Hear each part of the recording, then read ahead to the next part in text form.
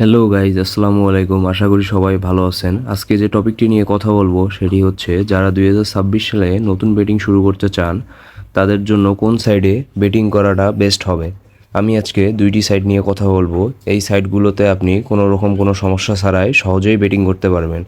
আর betting site দুটির নাম হচ্ছে নাম্বার 1 OneXBet আর নাম্বার 2 হচ্ছে মেলবেট। আজকে আমি আপনাদেরকে OneXBet আর মেলবেট এই সাইট দুটি সম্পর্কে বিস্তারিত কিছু তথ্য বলবো, যাতে আপনারা বুঝতে পারেন কোন সাইটটিতে বেটিং করা আপনাদের জন্য ভালো হবে। তো চলুন কথা না বাড়িয়ে ভিডিওটি শুরু করা যাক। OneXBet এই সাইটটি সম্পর্কে আপনারা কম বেশি সবাই জানেন যারা বেটিং জগতে আছেন। OneXBet এই সাইটটি প্রতিষ্ঠিত হয়েছে 2007 সালে, অর্থাৎ প্রায় 18 বছর ধরে এই সাইটটি চলছে। বিশ্বের সবচেয়ে পুরনো ও বড় বেটিং ব্র্যান্ডগুলোর একটি। OneXBet-এর কিছু ভালো দিক রয়েছে, যেমন ফুটবল, ক্রিকেট, টেনিস এবং বাস্কেটবল সব আছে। লাইভ বেটিং অপশনে অনেক বেশি, এক ম্যাচে অনেক মার্কেট পাওয়া যায়। প্রফেশনাল বেটারদের কাছে জনপ্রিয়, মার্কেট সংখ্যা খুব বেশি হয়। বড় ম্যাচের অপশনের শেষ হয় না। অভিজ্ঞদের জন্য একটি শক্তিশালী প্ল্যাটফর্ম হচ্ছে OneXBet।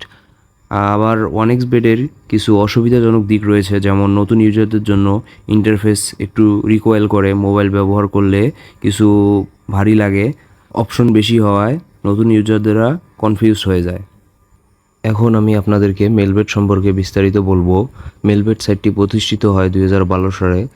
প্রায় 14 বছরের অভিজ্ঞতা, ধীরে ধীরে জনপ্রিয় হয়ে ওঠে একটি শক্তিশালী প্ল্যাটফর্ম। মেলবেট একটি পুরনো সাইট। OneXBet, মেলবেট দুটোই মোটামুটি অনেক ভালো সাইট। মেলবেটের কিছু ভালো দিক ও বৈশিষ্ট্য আছে, যেমন সহজে ক্লিক ইন্টারফেস, মোবাইল ইউজারদের জন্য পারফেক্ট, ব্যবহার করা খুব সহজ, নতুনরা খুব দ্রুতই বুঝে যায়। OneXBet-এর তুলনায় মেলবেটে অপশন অনেক কম। আর মেলবেট ফুটবল বেটের জন্য বেশ জনপ্রিয়। যারা মেলবেট ইউজার আছেন তারা বেশিরভাগ সময় ফুটবলে বেটিং করে। এখন আমি আপনাদেরকে বলবো OneXBet আর মেলবেট এই দুইটি প্ল্যাটফর্মের মধ্যে কারা OneXBet ব্যবহার করবেন আর কারা মেলবেট সাইটটি ব্যবহার করবেন। যদি আপনি নতুন ইউজার হয়ে থাকেন তাহলে আপনি মেলবেট বেটিং ব্যবহার করতে পারেন আমি মনে করি।